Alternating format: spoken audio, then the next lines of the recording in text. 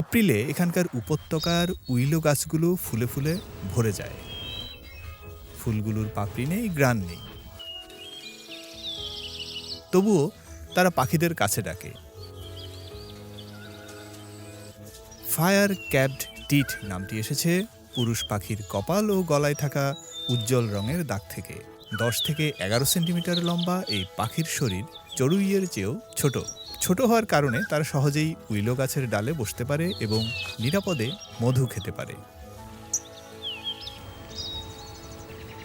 উইলোতে এই ফায়ার ক্যাপড টিট ছাড়াও মাঝে মাঝে অন্য পাখির আসরও বসে, তবে বাকিদের নজর থাকে গাছে থাকা পোকামাকড়ের দিকে।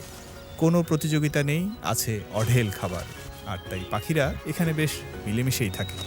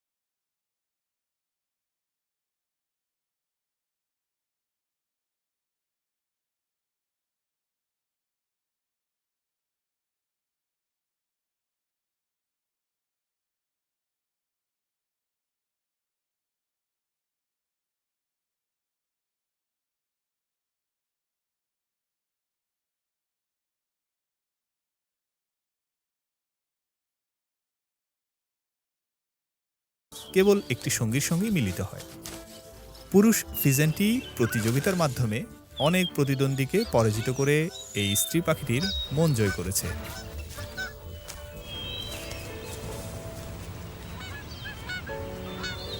লড়াইয়ের ক্লান্তি বিজয়ীর কাছে কোনো ব্যাপারই না।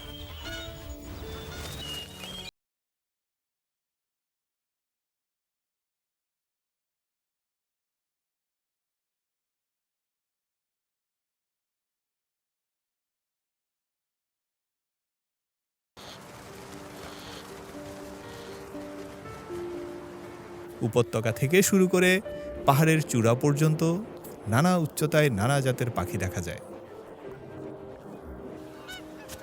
520টিরও বেশি বন্য পাখি প্রজাতি ছিনলিং পর্বতমালার অভয়ারণ্য উপভোগ করে। তাদের চমৎকার পালক প্রকৃতিকে করে তোলে আরও রঙিন। মধুর কণ্ঠস্বর দিয়ে তারা ছিনলিং পর্বতমালার ভাঁজে ভাঁজে রেখে যায় নানা গল্প।